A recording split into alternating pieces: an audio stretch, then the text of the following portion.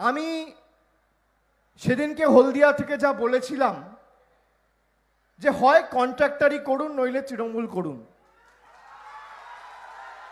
আমার সভার পরে আলিপুরদুয়ার 2 নম্বর ব্লকের শামুকতলায় একটা ঘটনা ঘটেছে। কি ঘটেছে আপনারা জানেন, আমিও জানি, খবর আমার কাছে রয়েছে।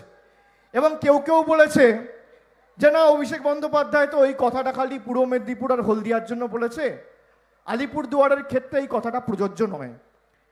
আমি এখানে বুক ঠুকে আবার বলে দিয়ে যাচ্ছি, হয় তৃণমূল কংগ্রেস করুন নইলে ঠিকাদারি করুন, দুটো একসাথে হবে না। এবং এটা সারা বাংলায় আমরা বাস্তবায়িত করে দেখাবো।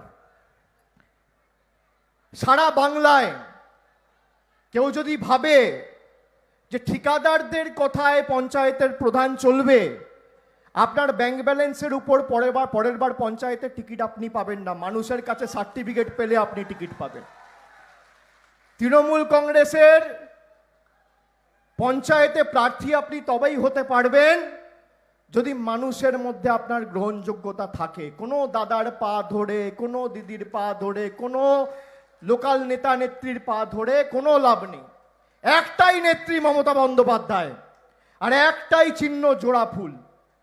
তার আদর্শে দল করতে হবে, না পারলে অন্য দল করুন, রাস্তা খোলা আছে, কিচ্ছু যায় আসে না।